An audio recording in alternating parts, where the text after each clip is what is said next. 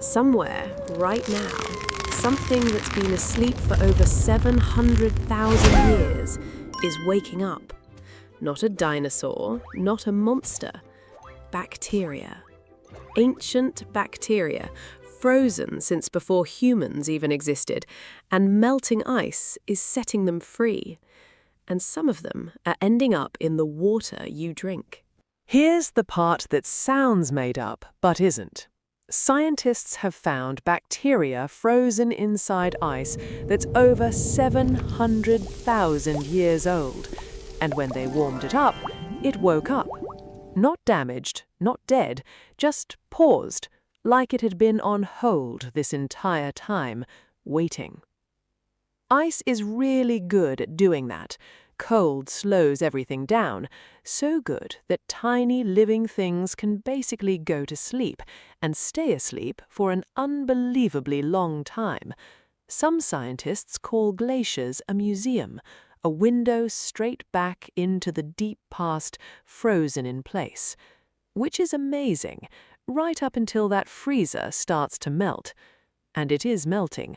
All over the world, glaciers are shrinking faster than they ever have before, which means that museum door isn't staying shut anymore. As glaciers melt, they're not just adding water to rivers and lakes, they're also releasing whatever was frozen inside them all at once after waiting for hundreds of thousands of years. And here's the part that should actually worry you a little.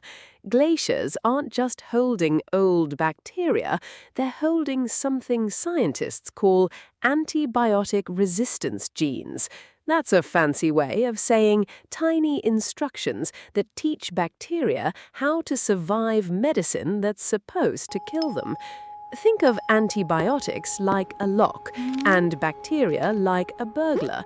Most bacteria don't know how to pick that lock, but some bacteria, way back in time, figured it out, and ice has been quietly holding on to their notes this entire time.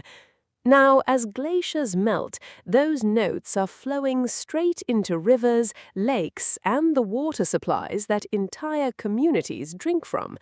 Picture a glacier like a giant vault, except instead of gold, it's been storing dangerous instructions this whole time, and the vault door is slowly swinging open, a little more every year. This isn't science fiction.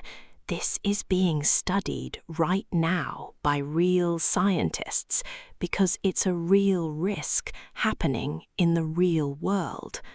Communities that depend on glacier meltwater for drinking water and farming are the closest to this.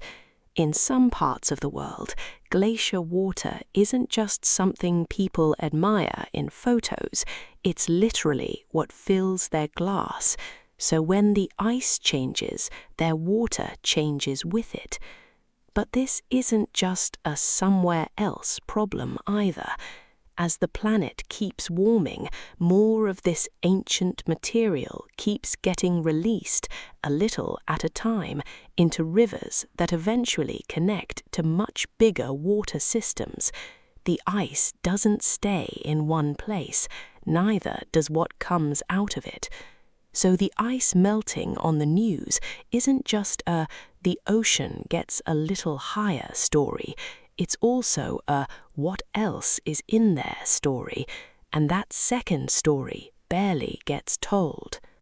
So, next time you see a headline about a melting glacier, remember, it's not just losing water, it's opening a very old door, and whatever was waiting behind it doesn't need an invitation to come out. Scientists are still figuring out exactly how big this problem will get, but one thing's already clear. The ice wasn't just frozen water this whole time, it was frozen time itself, and it's starting to thaw. This has been the Water Files. I'm still a little sarcastic, and it turns out the ice remembers everything.